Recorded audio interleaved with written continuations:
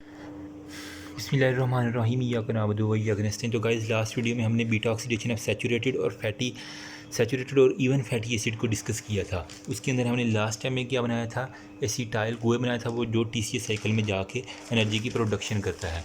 अब जो है ना नेक्स्ट वीडियो वो है beta oxidation of odd number और सैचुरेटेड, मतलब 1, 3, 5 और सैचुरेटेड सिंगल बॉन्ड वाले, उनकी जो है ना अगर ऑक्सीडेशन हो तो हमें एंड प्रोडक्ट क्या मिलेगा।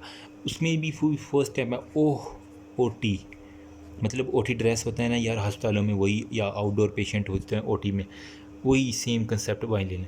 ऑक्सीडेशन हाइड्रोजनेशन, फिर ऑक्सीडेशन, फिर थायोलिटिक क्लीवेज हो गया, हाइड्रेशन हो गया, ऑक्सीडेशन और फिर थायोलिटिक क्लीवेज हो गया। अब एसीटाइल कोए फॉर्म्ड होता है अनटिल, जबकि 3 कार्बन कंपाउंड जब रिमेंड हो जाएं, यानी एसीटाइल कुएं सिर्फ इवन के अंदर जनरेट हो रहा था। अगर प्रोपियोनेट एंड पे बच रहा है, मतलब 3 कार्बन कंपाउंड एंड पे बच रहा है, ना कि 2 कार्बन, तो वो किस में कन्वर्ट होगा, वो होगा सक्सीनाइल कुएं के अंदर कन्वर्ट होगा। कैसे, प्रोपेनाइल कुएं जो है ना वो एंड पे बच गया था, उसने क्या करना है, कार्बोक्सिलेज एंजाइम आएगा, वो करेगा डी मिथाइल मेलोनाइल कुएं के अंदर उसे कन्वर्ट करेगा, D methyl DMMC, D methyl malonyl कुएं के अंदर। वहाँ क्या होगा, आइसोमराइजेशन होगा, एपीमर्स, डी और एल एपीमर्स होते हैं ना, वो एपीमरेज एंजाइम आएगा, वो क्या करेगा, एपीमरेज वो म्यूटेज करवा देगा सक्सीनाइल कुएं के अंदर, मतलब डी मिथाइल मेलोनाइल कुएं को सक्सीनाइल कुएं में कैसे कन्वर्ट करेगा, आइसोमराइजेशन और म्यूटेज एंजाइम और एपीमरेज एंजाइम आएंगे, CEM, मतलब पहले कार्बोक्सिलेशन, उसके बाद क्या होगी, प्रोपेनाइल कुएं की कार्बोक्सिलेशन से होगा डी मिथाइल मेलोनाइल, उसके बाद क्या होगी, एपीमरेज एंजाइम का एपीमराइजेशन होगी, ठीक है।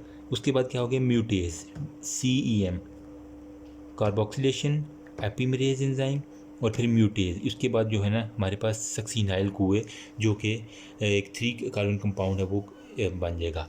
होप सो आपको समझ आ गई सक्सीनाइल कुएं कहाँ पे इस्तेमाल होता है। हमें पता है TCS साइकिल अगर आपको याद हो तो क्या होता है, citrate, isocitrate, alpha ketoglutarate, succinyl कुएं, वही सक्सीनाइल कुएं जो 4 कार्बन नहीं 5 कार्बन आई थिंक कंपाउंड है ये, ठीक है, उसके अंदर वो कन्वर्ट हो जाएगा। ये जनाब सक्सीनाइल कुएं में कन्वर्ट होना है, जो भी जितने भी कार्बन, क्योंकि कार्बोक्सिलेशन हुई है तो इसके अंदर कार्बन हमें पता है कि ऐड होना है। प्रोपेनाइल कुएं से के अंदर 3 कार्बन थे, वहाँ से भी सक्सीनाइल कुएं, मतलब कार्बन ऐड होंगे तो सक्सीनाइल कुएं बनेगा ना, तो वही ऐड होंगे। मैं बार बार रिपीट किए जा रहा हूँ बात। अब उसके बाद है beta oxidation of mono unsaturated fatty acid, मतलब जिसके अंदर एक ना एक डबल बॉन्ड आ जाता है, वो क्या होता है, ट्रांस डबल बॉन्ड होता है। मतलब एक सीस का कंसेप्ट होता है एक ट्रांस का, मतलब अगर 2 कार्बन के दरमियान हाइड्रोजन हाइड्रोजन और CH3 और CH3 यूँ हो तो ये होता है सिस, क्योंकि दोनों तरफ फंक्शनल ग्रुप एक जैसी हैं, ठीक है। अब अगर इस CH3 को मैं यहाँ पे ले आऊँ और H को यहाँ ले आऊँ तो ये ट्रांस बन जाएगा। हमने क्या करना है, ट्रांस डबल बॉन्ड लाने हैं, मतलब डबल कार्बन जो होता है ना, अल्फ़ा कार्बन वहाँ पे होता है। इन पामेटिक एसिड 9 और 10th कार्बन, मतलब पामेटिक एसिड 16 कार्बन है, वहाँ पे जो है 9 और 10th कार्बन, वहाँ पे हमने डबल बॉन्ड लाना है, लेकिन वो ट्रांस शेप्ड का हो। वहाँ पे कौन से डेल्टा 3 डेल्टा 2 इनाइल कुएं आइसोमरेज, मतलब वो उसकी आइसोमराइजेशन करवा देगा, उस कोसिस को ट्रांस में कन्वर्ट करवा देगा। तो शिफ्ट करता है double bond from 3 carbon to 2 carbon, मतलब 3rd कार्बन से वो डबल बॉन्ड को, देखो ना यार, यहाँ पे ये थे ना, ये 9th हो गया ना कार्बन, ये 9th और ये 10th, लेकिन अगर यहाँ से हम शुरू करें तो ये एक एसीटाइल कुएं में कन्वर्ट हो गया था, ये एक एसीटाइल कुएं में, ये एक एसीटाइल कुएं में, बाकी ये जो है ना 1 2 3 4 5 6 तो कन्वर्ट हो गया, 7 8 और 9, 7 ये 8 ये और 9। अब ये देखो ना, अब 9वें कार्बन से कि आगे जो था ना वो डबल बॉन्ड था, वो इसे कन्वर्ट करवा देगा एक पीछे, यानी शिफ्ट कर देगा double bond from 3 carbon delta 3 से डेल्टा 2 इनाइल कुएं आइसोमरेज, 3rd कार्बन से 2nd कार्बन पे। अब 9th और 10th के दरमियान कार्बन था ना, अब ये वाले तो एसीटाइल कुएं में कन्वर्ट हो गई, इसकी तो कहानी ख़त्म होगी। अब बाकी जो रह गया ना 1 2 और 3, अब यही रह गया ना 1 2 और 3, इनकी नई नंबरिंग मैं दे रहा हूँ, तो ये 3 से वो कन्वर्ट कर देगा 2nd कार्बन के ऊपर डबल बॉन्ड। अब यही डबल बॉन्ड जो है ना, ये नेक्स्ट जो है ना वो beta oxidation of mono unsaturated fatty acid के अंदर। अब बीटा ऑक्सीडेशन ऑफ अनसैचुरेटेड मतलब जिसके अंदर डबल बॉन्ड एक से ज़्यादा हों। वो कौन सा लिनओलिक एसिड जिसके अंदर 18 कार्बन होते हैं, एक 9वें कार्बन होता है, एक कार्बन नंबर 12 के ऊपर होता है। वहाँ भी क्या होता है, ट्रांस डेल्टा 2 3 ये वाला जो है ना एंजाइम आइसोमेरेज ये आता है, वो भी क्या करता है, वो इनकी बॉन्डिंग की कन्वर्जन करवा देता है। अब इसके बाद जो है ना वो क्या आता है, फैटी एसिड सिंथेसिस, उसको थोड़ा सा दोबारा रिपीट करते हैं। अब इसके अंदर क्या होता है, एक होता है एसाइल कुएँ, वो कन्वर्ट हो रहा था मेलोनाइल कुएँ के अंदर।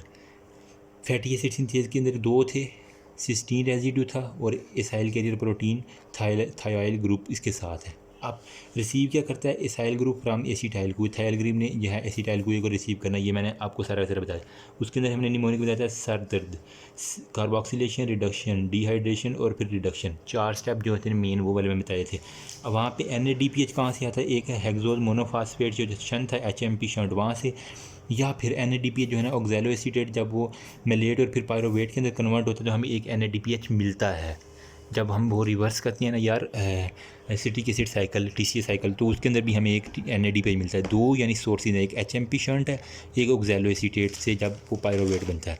अब क्या है, फार अनसैचुरेटेड फैटी एसिड C16 वाला जो है ना वो स्मूथ एंडोप्लाज्मिक रेटिन, इसकी मतलब इल्लोंगेशन हम करवा रहे हैं। अब वो क्या होगा, स्मूथ एंडोप्लाज्मिक रेटिनैकुलम के अंदर जाएगा, वो C18 के अंदर कन्वर्ट होगा।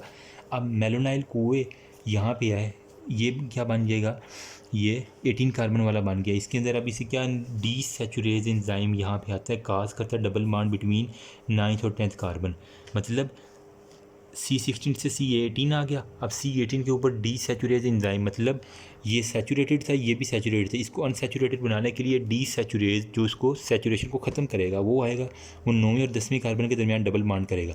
लेकिन उसके लिए हमें क्या क्या चाहिए, ऑक्सीजन चाहिए, NADH चाहिए, FAD चाहिए और विटामिन B5 चाहिए। पेंटा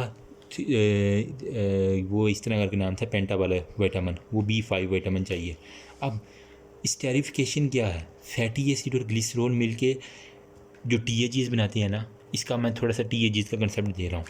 स्टेरिफिकेशन ये होती है, फैटी एसिड और ग्लिसरॉल मिलकर TAG बनाती है, इसके नतीजे में जो है ना वाटर रिमूव होता है। बेसिकली अगर केमिस्ट्री की आपको सेकेंडरी केमिस्ट्री याद, उसमें अंदर क्या था, अल्कोहल और एसिड मिलकर जो है ना रिमूवल ऑफ वाटर करते हैं और जो प्रोडक्ट बनाते हैं वो होता है फैटी एसिड, और इस पूरे प्रोसेस को कहते हैं स्टेरिफिकेशन।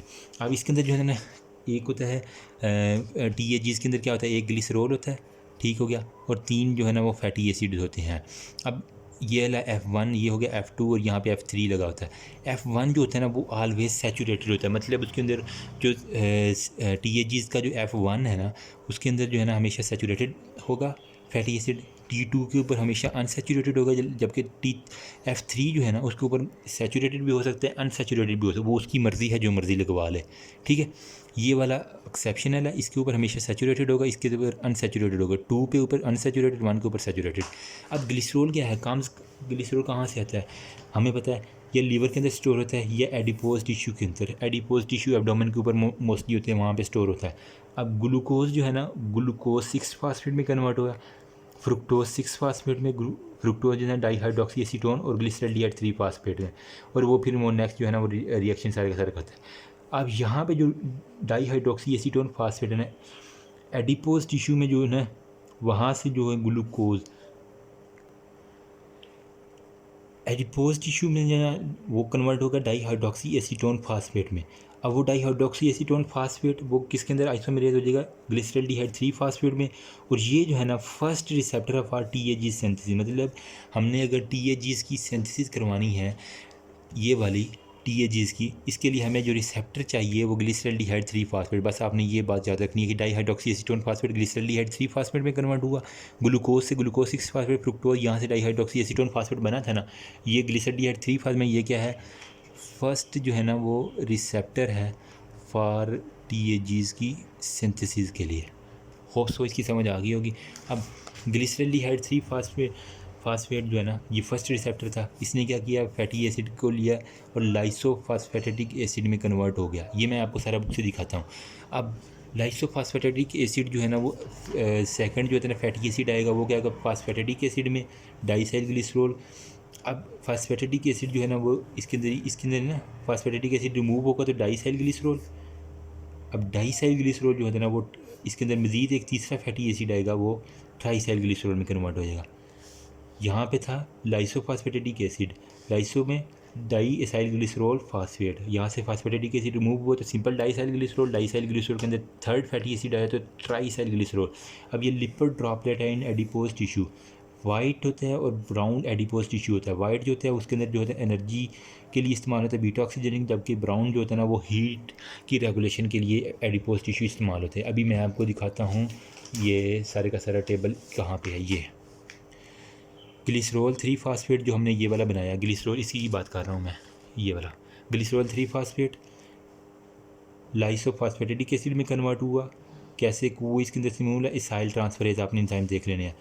अब लाइसोफॉस्फेटिक एसिड किसके अंदर, फास्फेटिक एसिड में डाईसाइल ग्लिसरॉल फास्फेट, इसके अंदर से मैंने फास्फेट रिमूव किया था तो सिंपल क्या रह गया डाईसाइल ग्लिसरॉल। अब डाईसाइल ग्लिसरॉल कहाँ पे होगा, इसके अंदर मज़ीद एक जो है ना वो फैटी एसिड आएगा थर्ड वाला, वो क्या करेगा इसको ट्राईसाइल ग्लिसरॉल में इसाइल ट्रांसफरेज, मतलब उसने एक इसाइल ग्रुप को ट्रांसफ़र किया है तो ट्राईसाइल ग्लिसरॉल ये हमारे पास सिंथेसिस हो गई है। ये सारे के सारे सिंथेसिस अब टी ए जी